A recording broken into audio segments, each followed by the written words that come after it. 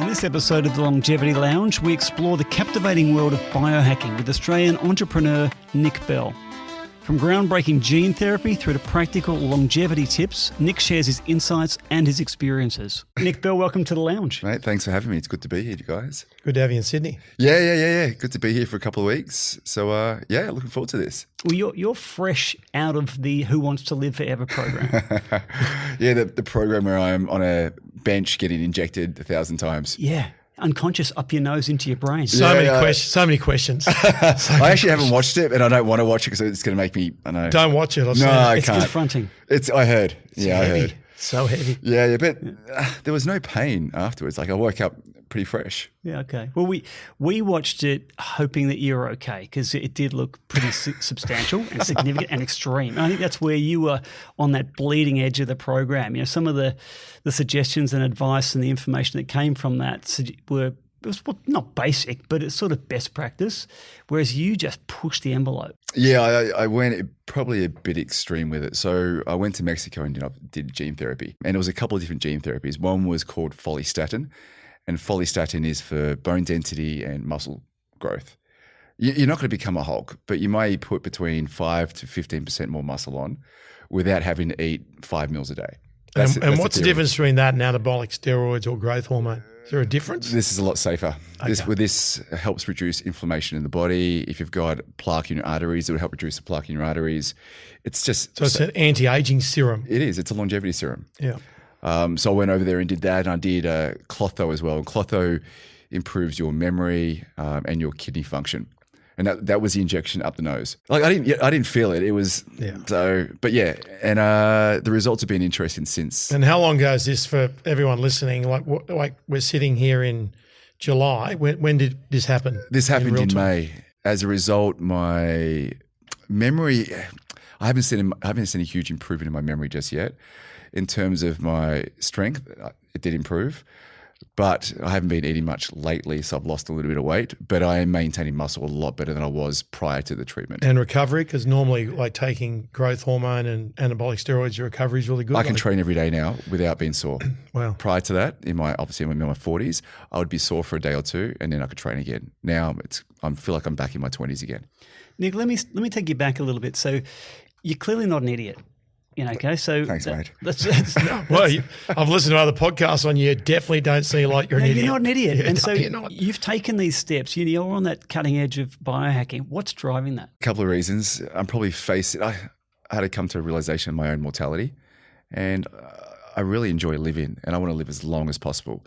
And there are treatments out there that can extend your life, but most people aren't aware of it because it's not available in Australia. It's not available in the US.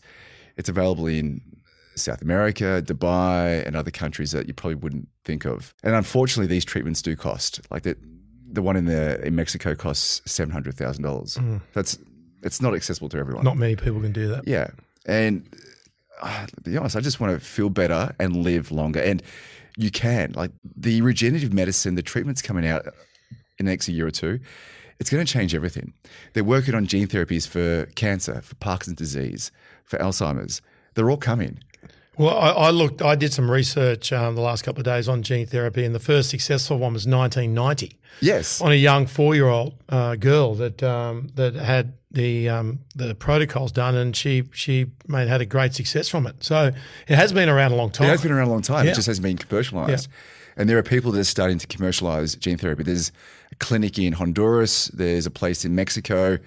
I was in Japan a couple of days ago. The clinic there is about to start offering gene therapy because gene therapy is not illegal in Japan. You can offer it. There's no laws around it yet. So the clinic I was at doing stem cells, they're going to start offering gene therapy in the next month or so. Wow. So it's all coming. And the price will drop as more people get to do it and more offerings out there? Correct. It'll be $20,000 within the next 6 months. Yeah, wow. It's all coming. So you're like, I mean, watching the show on Channel 9, like you look to me like you're the Neil Armstrong in Australia, like the guy that went to the moon first, the one that said, fuck it, we can do this. No one else is sort of brave enough, but I'll have a crack. And so when I was watching the show, I was like, yeah, the guy's, mate, he's good in business. He's tapped out with a lot of money. He speaks well. He's got a good sense of humour. He has a laugh about the whole thing. But there had to be a point there where you went, the risk isn't too great for me to jump in and do this. There had to be a point, like you must have had to talk to other people and done your research, because it didn't go in like, was it like a Peter Attia or a David Sinclair, one of these experts out there that you sort of went to and went, listen, I'm going to do this. What do you reckon? Well, Peter Attia actually called me out and said I was an idiot for doing it. Oh, he's not okay. Yeah. He actually called me out. That's one strike against you. Yeah. But then I spoke to other doctors who were running the gene therapies and I said, look, what's the risk? And they said, honestly, we've had no negative side effects. There's been nothing that's gone wrong. Only positive, only reduced inflammation, more muscle, improved memory. There's been no downsides. So I thought, why not? Yeah. Well, you had to have some sort of level of going, well, if there's 1% risk compared to 99 upside, then I'm in. Yeah, because there's a risk if you do stem cells. There's always a risk with almost everything. Well, there's a risk when you drive home after this. Correct. Right? Well, you have surgery. There's always a risk. But you got to work out how much, don't correct. you? Yeah. And I just thought the risk was so minimal that I'm going to do this. So, but if I waited a few months, I probably would have got it a lot Well, that cheaper. didn't come across on the show enough. That's the only reason I asked it, because we sort of sat here going, oh, this looks pretty dangerous, you know. That's good TV. It's good TV. Yeah. But I said to the guys, like, Tracy kept asking me, are you nervous about this? I said, honestly, not at all. Yeah. My wife was nervous for me, but I said, look, it's going to be fine. And as a result, I'm measuring my bloods. Everything's fine. Yeah. Would you have done that if the show wasn't on? Was it part of the show? Were you planning to do that anyway? No, what happened was I was already doing the gene therapy. I booked it months in advance. And I got a call from Channel 9 and said, hey, we hear you're in longevity, or you're really passionate about it. And I said, I am. I'm heading to Mexico in a couple of months to do gene therapy. You're more than welcome to tag along and take a look. And I said, yeah, we'd love to. Yeah. So then they came to my house, filmed everything, and then followed me to Mexico. So yeah, it wasn't part of the show. It was just coincidence. I pride myself on my recovery room in my house, but you've trumped me. I've got the infrared sauna, I've got the Pilates machine, I've got the inversion like you've got. Oh, that's awesome. You did everything. I'd use it every day. Yeah. So nice. we're similar, but you've just beat me with some of the other toys you've got. But that's the thing, it's toys. Like, I think if you just do the basics, eat well, sleep, socialise. That's underrated. It is, totally. So if you're an introvert, having good mates, that you can release kind of open dialogue with your partner. Correct. Because stress is the number one killer. If you're stressed, you can't release it with your friends. That's going to kill your blood work and kill your health, and that's when disease comes in. So I look at the pillars of longevity or health age, whatever you want to call it. Yep. And all the things we're talking about is probably 85% of the game, right? Yeah. So that's your platform. And then all the other things are the 1%ers, like the ice baths, the infrared saunas, the breath work, and all those things are just the little incrementals that we get to give ourselves more, right? It's a cherry on top. Yeah. The icing on the cake. Huh? Yeah. So I'm a massive fan of breath work, especially if you have very high cortisol levels, so stress levels. It can make a huge difference and can lower your blood pressure. But just get the basics right with diet-wise and you're pretty much fine. Longevity is going to be a big business sector moving forward, right? Like we're talking huge trillions of dollars overseas, right, around the world. Is that something you're interested in? Because you love business. You obviously love excelling and you're a high-performance individual. Is that an area where you went, I like fitness, this longevity thing looks good. Geez, there's a business opportunity here. Yeah. Or are you still trying to work it out? I'm still trying to work it out. The spend on longevity is skyrocketing. Like it's growing exponentially. I think 10X Health, which is Gary Brecker and Grant Cardone, this year they made $250 million. Like it's crazy money. And they've been operating for 2 or 3 years. It's crazy cash. For me, I launched Super Young, which is our longevity clinic in Melbourne, purely out of passion. Like if you want that type of business will lose money, will never make money. It's a passion project. But I think there's a play in longevity. I don't know what it is yet. But the challenge in Australia, it's so regulated here with the TGA. Like it's very hard to do anything. You can do an ice bath or a sauna, but everyone does that. Yeah. Regenerative medicine at another level, to do it in Australia, it's challenging. Are we maybe 10 years ahead of the curve at the moment? Do we Well, think like we're the early influencers and the ones that are into this space, but we just don't have the rules set yet to be able to go and benefit from it? Correct. And that's why guys are going to Dubai to set up regenerative medicine clinics. And that's why people are flocking to Dubai to do these treatments, because it's an open kind of flurry that you can do anything you want to a degree. So I think Australia is in a challenging place because great regenerative medicine treatments won't be available to the public for 20 or 30 years. It's just not going to happen. Yeah, right. So let's just use a different analogy. When you buy a Porsche, Yep. you go into the showroom and there's the 911, but most people buy the Macan. So our listeners, you're the 911, okay? So you're on that bleeding cutting edge of trying things. Our listeners are generally aware of their health concern and trying to do something that they can tap into. What would you consider to be the bare minimum they need to be doing for longevity? A great example is if you have an injury, so it could be a tear in your knee, a tear in your shoulder, go get a PRP injection. So PRP is pellet-rich plasma. They take your blood, they spin it, they take the plasma and inject it into the tear. That costs you $200. Like that's the basic stuff you should be doing if you have injuries. If you're injury-free, eat good food, balanced diet. I know you're vegan. Plant-based. Mm-hmm. I love my meat, so I'm animal-based diet. Me too. But there's pros and cons to both. Sleep, you've got to exercise. You've got to lift heavy things, especially, you know this firsthand. Yeah. Critical. So because as you get older, your bones become brittle. If you don't lift heavy things, you become frail. And then if you become frail, you have an accident, you're pretty much buckled. 1 to 2% of your strength, if you don't use it, over the age of 50 goes a year. Yeah. A year. So by the time you're 80 years of age, you're down 30 to 60% of the strength you had when crazy. you're 50. So much a loss, isn't there? Such a deficit that you can lose. Like you lose more in your strength as you get older than you do in your cardio fitness. Yeah. You can get, so you're right. We're in a good period though in terms of technology. So I'm always tracking my data in terms of performance data. So we get to track exactly that. Like how much have I lost? How many watts am I off in terms of my 1 minute power output, for instance? Yeah. What do you do in terms of tracking your performance? This is an interesting topic because I think you can overanalyze and that stresses you out, which causes your cortisol to rise. Yeah. All three of us. Yeah, yeah. And then it's like stress inception. You become stressed about being stressed. Yep.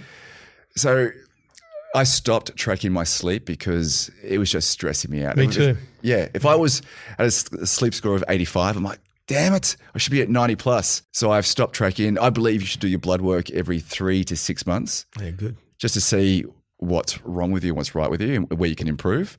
But in terms of tracking every single day, I think you can overdo it. There's got to be a message there too when you start talking about blood work. I'm assuming your relationship with your doctor is pretty good. Right? Yeah, it's great. Whereas most people would just go in and get the basics. Which is pretty much useless. Band-aid solution and no proactive movement going forward, right? So, there's a real message in getting in with someone that's actually got your best interests at heart and you get a relationship with. You need to go see a doctor who actually analyzes a lot of different biomarkers. So it could be your hormones, cholesterol, your lipids, all those, rather than just doing the very basics. Like for men should be testing their hormones, their testosterone. Testosterone, If they've got low tests, depression, anxiety, stress, and that can be easily fixed. Supplementation, diet, TRT's questionable, depends where you are, because I think it's pros, but it's got cons as well. But these things you should be on top of. Yeah. And if you're generally stressed or you have anxiety, you can fix this with certain supplementation or diet or what it may be, or even exercise. This program is proudly brought to you by Ascend Performance Collagen Protein. Ascend Performance Collagen Protein uses the highest quality ingredients, is dairy-free and tastes great. Each serve contains 25 grams of protein and includes Tenderfort for joint and ligament support, as well as Gut Matrix to help support a healthy and diverse gut microbiome using a unique combination of pre, pro, and postbiotic ingredients. To find out more or purchase, go to ascendperformance.com.au. We're talking about quite individualistic attention to this, right? So all of us actually in this podcast are quite individualistic by nature. Yep. There's not a group. Well, Leech, you're actually a bit different. You bring people together in the work that you do typically. But is this a movement? There's these individual sort of beacons on the hill that we're sort of looking at, but is there a movement of clubs? There should be, right? Traditional gyms transforming into longevity clinics. Yeah, but I think it's happening because you're seeing gyms now that have an ice bath. So the trend is starting, and even hotel chains. Some hotel chains are now introducing ice baths, saunas. So the movement's coming. It's going to take time, but you can see it's happening because you got guys like Peter Attia, Andrew Huberman, Gary Brecker that now have millions of followers. Yeah. They've got influence. They've got power. Yeah. And people want a piece of that. If you said 5 years ago that there's be these blokes around the world that would have a say in this area, you say you're nuts. Nuts. Pre-COVID wasn't there. No. Look at Andrew Huberman. He came to Melbourne and Sydney. Audience was 5,000 people paying $200 a ticket. Young girls wearing Huberman shirts, Correct. Screaming It was in the crazy. audience. Mental. I'm It's like, I'm crazy. looking around going, really? It's the whole market's changed. The other thing too with that is this. I had this conference call a couple of days ago when we were working on something to do with longevity. And there was an 18-year-old kid, and he started talking about Huberman and Attia. You've got 18-year-olds out there that are following this stuff now. It's crazy. Like when we were 18, Mate. mate we were lucky to do our shoelaces I up. had no idea at 18. I was eating crap and I was lifting weights, but I was eating crap. Yeah. Now these kids, they're informed. It's just changed, right? Yeah. Because they've got access to information. I didn't know that. I didn't know that there were 18 and 20-year-olds out there that just were thinking this way. I thought it was just us because we're older. No. They're all. It's the young ones have access to it. I get kids messaging me on Instagram saying, "Hey, Nick, I'm looking at doing this or these protocols. Can you recommend?" I'm like, "You're 21 years old. Like when I was What a 21 head start. Yeah, it's a head start. Yeah. It's awesome. So I wish I knew when I was 20. Anyways, I sort of say the first 50 years of your life you get given for free, unless you're unlucky, right? Unless you have pick a bad number, your body will hang on there, and But the second 50 you got to earn. Yeah. You got to earn your stripes. If you want to be around to 100 and be around in good nick, and not have that sort of disease part of that journey being a long-standing piece, then you've got to do things differently to everyone else. you have to. But you've got these 20-year-olds now, like you're saying. Yeah. Mate, like when you start thinking 120 years of age, on this earth, you start thinking, well, if they're starting at 18, with everything changing, that's a real chance of happening. Yeah. I often think about this actually, that these 20-year-olds, what they're going to have access to, they'll live to 130, 140, 150 quite easily because they've got access to regenerative medicine. They're looking after their bodies. Like in our 20s and 30s, I smashed my body. These guys, no, they're actually going the complete opposite. They're drinking less. They are drinking less. They're drinking a lot less, and they're really looking after their health. The like 100 years ago, I saw something that at 100 years ago, the average age of a person was so much lower than it is now. So much lower. Like we've gained that many years through medical reasons as well. But yeah, you literally only die of four main things, don't you? Well, look at Brian Johnson. He will live a very long time. I got no doubt about that guy. Even though he's extreme, what he's doing in terms of he's slowed his age into 0.64. The average person ages at 1.1, 1.2. So he's almost living. He's half. He's half. It's crazy. And I couldn't do what he does because he's extreme, but he'll live to 130, 140 quite easily. I've got no doubt. But he's extreme. But these young people will have the same access to the same equipment, technology that he has, if not better. I suppose the other thing here is you split your time across many things, I imagine, but biohacking and business being two large pillars of your life. Yep. When I think about supply and demand, if we're changing the societal impression of what health looks like, that's got to put pressure on industry, right? So we're going to start to see better options, I imagine, for the general public in terms of food options. When you walk into a service station, for instance, now I drive an electric car, so I never have to do that, thank God. But when you walk in, it's just junk. You can't buy anything. It's a good question. Really good question. When are we going to see that? Well, there are companies that want this to happen. So I think insurance companies will want this to happen because there can be less claims. If people are healthier, they won't make as many claims. That's going to put a burden on the health insurance companies. But then you've got Big Pharma that kind of want people. They need them sick. They need them sick. Yeah.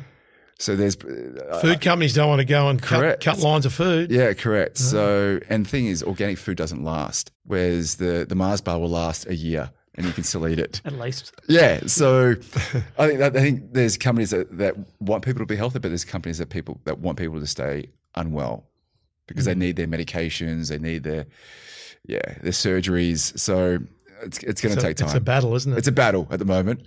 And Singapore's the classic example. You know about Singapore? No, what's happening? Singapore is what they call Blue Zone 2.0. Okay. So Okinawa was that first Blue Zone area found in Japan. I was there in 1988 training lifeguards for a month how to save people because everyone was drowning over there. So they'd have lifeguards on the beach. They couldn't save anyone. So people were drowning every day. So I got taken over there with a few other guys to teach them how to go and save someone instead of having them die. But when I was there in Okinawa, there were no fast food places. I'm looking around going, I need a hit of something. Nothing. So I'm eating all day fruit, veg, and fish. And I'm looking around the place, and there's people up in the fields that look like they're 80 years of age working on the land. So that was my first introduction to Okinawa. That's crazy. It ended up being that first centenarian sort of spot in the world where there was lots of them. That's starting to change now because Western society's got in there. But Singapore, on the flip side, have had problems. They're like, the government's gone, nah, enough of this. We're going to tax the shit out of sugar and put that money into fruit and veg. So you get that cheap and that costs a fortune. And then we're like, how do we get people to move and not drive? We'll tax the hell out of petrol. We'll tax the hell out of cars, and we'll set the roads up so you can ride everywhere. So they're riding everywhere. Do you think the government here will do that? No. Not anytime soon. But anyway, it just shows you that there is It's doable. hope. Like, There's hope, right? Literally, it could be done quite easily if they actually, I agree with you, if they tax everything, Yeah. you're going to see changes. Well, tobacco, they did that. Yeah, right? and look what happened. Yeah. But So we know people it are worked. vaping. What's that? Now people are vaping. Far out. Yeah. That's How bad's that? crazy. Yeah. That's got to be on the way out, surely. I say that with an 11-year-old daughter praying that's... Oh, my God. I don't know. My 17-year-old hasn't touched it, thank goodness. No. Not that I know of. So just back on that point about supply and demand and young people being more informed, Instagram, TikTok. For companies to be profitable, I feel like they're going to have to shift to have a more pro-social health agenda because they're not going to make enough money. So yes, it's in the interest of big pharma for people to be sick, and fast food is well established in this country. But I feel like because younger people are drinking less, they're making better food choices. The economic gain is actually going to be with those organisations that are more agile and move towards a healthy agenda. No, I completely agree with you. I think with the influencers out there at the moment, as mentioned earlier, the Hubermans, blah, blah, blah, people are a lot more aware. So they're becoming more health conscious. So you're going to see a lot more businesses popping up that are pushing the health angle. It's just a matter of time. I think you're about to see an explosion of health on the market because people are seeing, one, money, and two, how do I make the population healthier? So I think it's all coming at the moment. So I think it's first mover advantage at the moment. So if you have an idea for a business, let me know. Because I'm still pondering. We're still mulling it over. Yeah, I'm still pondering. I'm trying to think of a great one. Yeah. And it's not in building a longevity clinic. I just think it's a very hard business. And that's, like I said, it's a passion, but there's an angle here that I don't know what it is, but to make, yes, decent money, but also to help a lot of people. Well, we're getting approached by corporates and individuals to say, how can you help the wellness in our organisation? And that's everything from success retreats where they have like a multi-station information expo and you can come into a tent and talk to Leech about longevity through to coaching courses. And so how do we actually impart education and long-term knowledge so that it's not a experience that they come and pay $25 for and they walk out and they're no better for it except for the physical short-term gain. So I think you're right. It's going to really start accelerating. It is. We just need to teach a lot more people discipline. That's the challenge. Yeah, it is. It's hard, isn't it? That's taking the hard road or the shortcut all the time in life, right? It's easy to sit on the couch and have a Mars bar, but then it's much harder to go to the gym and work out. Yeah, or plan and take nuts and fruit to work and just have a bit of pre-planning so you don't go and reach for something that's no good for you. But you know what discipline is? Discipline is doing something you don't want to do. Yeah. And I don't want to sound like I'm 100 years old, but the younger generation. Back in my day. Yeah, that's right. You don't look 100, maybe 75. So the younger generations, they don't have to. I mean, I look at my daughter who's 11. Now, by the time I was 11, if the school athletics carnival was on, I was probably training for 3 months before that because I wanted to do well, wanted to feel good about myself. She doesn't care at all. And that's really common. How do I get out of this? How can I not do this? And that's, for me, it's as a parent, it's a challenge because I want discipline's important in life in many different respects. And I want to get that across to her. But in a world where it's all on demand and we don't necessarily need to, Ozempic's going to be very popular and treatments like that. Such a problem. I feel like it's seriously. Yeah, it's an interesting one. I know a lot of people rely on Ozempic, but also believe it's possible you could do it naturally as well. lose that weight. But you can't be on something like that forever. It's not for me to say because I lose weight quite easily. Yeah. But I just think you can't do it forever. Yeah. And it goes back to that discipline piece, right? Like people that do lots in life only get 168 hours in a week. Yeah. We all get given the same amount of time, and some people do a lot, and most people don't do very much. Yeah. And it comes down to planning and discipline. Yeah. And choice. Like I'm all about, it's a choice. You have a choice to go to the gym. You actually inspired me as a kid to go to exercise because I wanted to be the Iron Man. Like Trevor Hendy. Yeah. So you had to get too shy away. Yeah. And I was going to the gym because I wanted to bulk up, and I've kind of maintained that discipline since 30 years now. And I think you've got to integrate it into your kids. You've got to get in early. Yeah. To set these principles. And you wouldn't, I'm assuming that, those pillars that you built as a kid, thanks to me on television, was, partly why the business went well for you too, because you just kept fighting, you kept pushing, you kept doing extras, and you just wouldn't take no as an answer, and just kept knocking on the door until something worked. Yeah. No, I think going to the gym every day actually massively helped me in business because F this, I'm just going to keep going and going and going. And the best thing I ever did, because in business, you get a no, just go on to the next. Easy. Same with the gym, you just keep pushing and pushing and pushing. And you go to the gym, and like when I was, training for, Ironman competition back in the day, there were weeks where you felt like you weren't improving. There were weeks where you go a month where you go, I'm just not getting any quicker. But you just had to keep doing it and believing that you were going to turn it around. Well, it's hard for you to know, really. I mean, it was so long ago that you were carrying rocks around because there were no gyms. I thought you'd come back at me. Yeah, I was ready for something. But the sports science back in those days weren't there like they are today. That's, to be fair, that is true, right? But, there were other predictors that we had that you could work off. But in saying that, still, you could do 2 months of hard training and just plateaued out, and then just have to trust that you have to believe in the process, right? And that's hard. That's hard to do when you're just blindly doing that through winter, getting ready for a summer race, and your whole living's at stake over 4 months during summer. So, I know exactly what you're talking about. Professional athletes complete respect. It's just another level. And Olympic ones that they only get to perform once every 4 years. You go, I'm going to go hard and plan for 4 years. I don't get to do it every year, or every month in business where I get a P&L or a quarter. You're doing it for 4 years in belief and having that total sort of understanding that you are sacrificing a chunk of your life to then hope that you get it right on the day. Yeah. It's amazing. Can I ask you a question? What are your thoughts on the enhanced games? Yeah. I struggle with it. I did listen to the podcast with Mark Boris the other day that had the missile. I think he's getting paid $1.6 million. He's probably paid on the side. If he goes and breaks the world record with a suit, he can have the swimsuit on. Yeah, and he can take whatever he wants. There's $1 million US there. That's it. But what they've done with that is, so it's so much more. They brought Ridley Scott in to do a Netflix series on the whole thing. Oh, wow. So they've got certain events, and there's a whole bunch of athletes that are doing the Olympics this coming month or so. And then they're going to make the announcement of who's jumping in for the 100-metre sprint, the 100 freestyle, the 50 freestyle. There's athletes that are going to retire out of the natural games into the enhanced games. So that's all coming forward. But they're literally going to run this like a Netflix series where you, over a 24-hour period, get to watch this thing around the world. I'm a fan. I'm not going to lie. I'm a so where I am a fan, so let me say this. Having been a clean athlete in my sport, and we were tested, and doing the things I did, I've got history with that. But in saying that, so James Magnussen, I believe, never cheated during his career when he got silver at the Olympics and all the rest of it.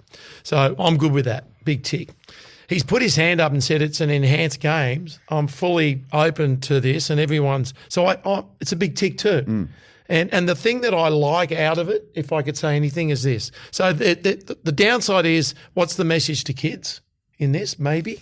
But then the other side is there's a longevity play in this too, because that's what we're all about, right? Correct. And that's what you're about. So maybe the enhanced games could bring in some protocols that all of us can use for the rest of our lives. And there's no smoke and mirrors. We know exactly what they're going to do. They're going to do gene therapy, steroids, other enhancements. We know you're going to do it. So let's see who the best of the best is.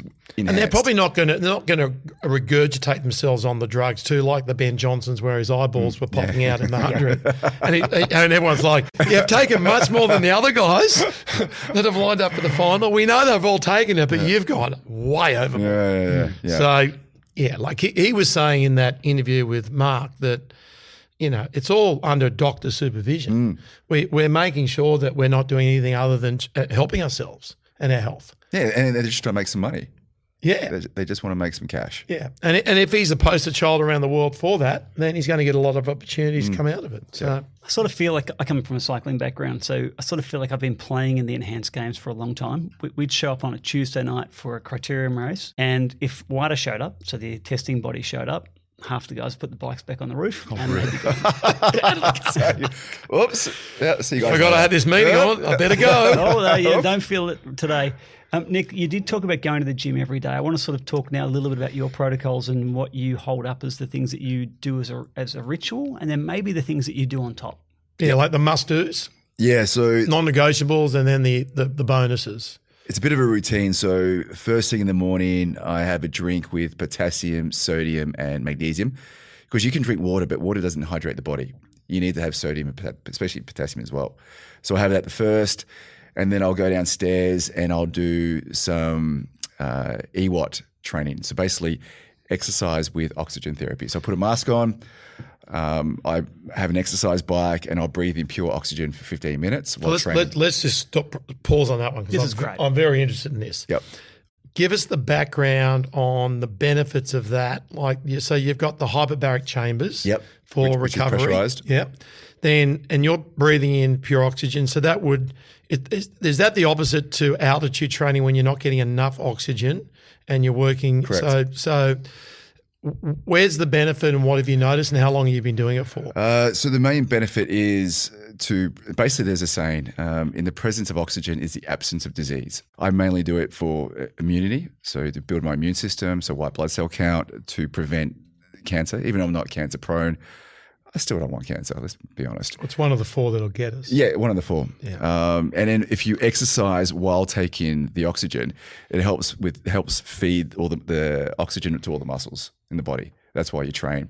And as I do it, on top of that, I have two massive red light panels that are on me as I'm exercising. So I'm getting benefit in all areas. So good. Yeah, it's great. It's awesome.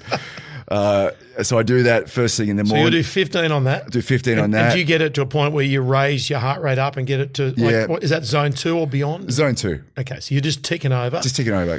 And then, but I also may do some interval training. So I might do 20 seconds on hard, 30 seconds off, and I do that for say 10 to 12 minutes. Okay. And that knocks you out. And if you didn't, what's the difference between using the oxygen, the pure oxygen, and not doing it on the machine? What would be the difference that you would notice? One thing I have noticed with doing the oxygen, my VO2 max has increased dramatically. So that's a direct indicator on your death age, which Peter Attia talks about. Yep. Great. So that's. Is it harder to do? So you're connected up with a tube to the mouth, or you've got a room that you're pumping oxygen? No, I've literally got a face mask. Face mask on? And it's actually a lot easier because you're breathing in pure oxygen, so it's much easier to train with. And something like that, what does that cost for someone to train at home with something like that? I bought mine from the US. It was about 12,000 Aussie. Okay. But you can buy one in Australia for around $6,000. Okay. So if you've got a bit of spare cash, I highly recommend it. So then I do that with the red lights, and then after that I might lift some weights. I need to get back into it because I'm losing too much weight at the moment. And then from there I have 5 eggs, avocado, kiwi fruit, which helps repair your DNA. I read this study. I'm like, okay, I'm going to add kiwi fruit to the mix with blueberries, and then I'll go do an ice bath straight after. An ice bath completely changed my life. So you got out of bed at what time to start the program? I get at 5:36. Okay. Yeah, so quite early. And then always an ice bath in the morning. I never shower afterwards. The reason being... Keep the cold and let the body warm itself correct. up. You want to self-regulate. Yeah. So you just said the ice bath changed your life. Changed my life. So when I was young, I used to play a lot of AFL, and my knees are shot. I've had 3 knee reconstructions. I've had 7 surgeries in total. So I have low-level inflammation in my knees. It was always painful. Couldn't run, couldn't squat. After doing 6 months of ice baths, back to normal. Yeah. So I'm a big fan of How good ice is baths. it? Yeah. And we were doing that back in the 80s and 90s for recovery after hard training. So we would get into a a big garbage bin that was obviously clean, ice in there with the water, get in, get out, hot shower, boiling hot shower, back in, back out, back in. And Contrast therapy. Flush the body. That was the Olympic coaches back in the 80s. Wow. So yeah, so it's just been something that's come back. Yeah. And now it's, you know, but the adrenaline and the dopamine hit you get and the high. So just on that, we were doing, like I said earlier, we're doing studies on it at our recovery place we go to up the road, and we sort of worked out that if we could get up to over 10 minutes in the cold, aggregate it, in between doing steam. So we go steam to a point where 5 minutes at the end, you're like, I've got to get out, it's too hot. So you just fry yourself and get into the cold at about 6 degrees, do 2 to 4 minutes and rotate, keep rotating to get over 10 out of the cold completely, up to 4 hours of a high after it, with clarity of your mind, just filling up, clearing the head and just jumping out of your skin. That's incredible. So we went, that was our 4-hour protocol that we'd have, and we do that twice a week, do a Wednesday and a Sunday. But we'd link it in with that community. So we'd have it on WhatsApp, who's in. So six people would turn up and we'd all be chatting and laughing and stuff, and that'd be the hour. Then you'd get out and get into the day. That's great. Yeah. Nice. So we're on the Yeah, same. you guys are on the right track, definitely. And then I'll add my supplements into the mix. So I don't think supplements are for everyone. You need to work out what you're deficient in. But I also think vitamin D and vitamin K is critical for most people, especially if you live in Melbourne, a colder region. If you have vitamin D without vitamin K, you'll build plaque and calcium in your arteries. So you've got to have vitamin K. Magnesium's critical for most people. And then I'll get down to business. So is that based on you've gone to a doctor, done your bloods, Yep. and they've gone, you're a bit low in these areas, and would you go back regularly to go, what's my formulation now, what I should take, or you sort of just leave that as? So it's a good question. One, I checked my bloods, but more importantly, I actually got a genetic test done. And the genetic test revealed that I'm in the top 1% that needs more vitamin D than other people. Okay. So if I have more vitamin D, I heal faster, I feel better. So now I have 10,000 IU per day on top of getting sun. The other question is this, relating to that, IV protocols that people take, you know, where they'll do maybe vitamin C or a combination or B12 shot. Have you ever played in that space? Big fan. Yeah, right. Yeah, I'm a big fan. I have a Myers cocktail once a month. Do you? Yeah. So Myers cocktail, zinc, magnesium, B vitamins, and a few other things, vitamin C. And yeah, it just prevents sickness and illness. Yeah, so it's good for the immune system, right? Right.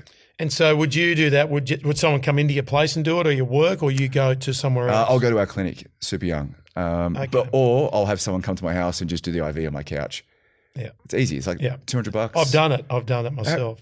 Yeah. What are your thoughts? Well, back in the day, racing, going back to yesteryear again. But when I was crook, mate, doctors like vitamin C drip, B12 shot, let's get you right. You got 2 days to get to the start line. It works. Like, what the fuck? Like, so you're doing everything you can. So, yeah. Trevor still beat you. Come on, mate. You know he did. Come on. Sometimes. I was a hero to you. To both of you. Both of you. So on your... You basically owe your lives to us. Look, whether my wife has a photo of you and her on the beach at some stage. Yeah, when she was 16. Yeah, you don't ever forget that either. I won't forget that. True story. So we talked a little bit about food and supplements. Is that where it is? That let's stick with that just for a minute. So that's your morning routine. Involves exercise, oxygen, supplementation, work in the middle of the day. Yeah. What happens after that? Well, when I'm working, actually, just another thing to add, I actually have a PEMF mat on my seat, and a PEMF mat can replicate grounding or earthing, so connecting bare feet to the ground. If I'm sitting at my desk, I can kind of emulate that feeling. So I have that on my desk chair, and once I wrap up work, it's I generally go for another quick workout. I might go for a bike ride or something, and then I'll have some more supplements, a little bit, and then dinner is always meat and vegetables.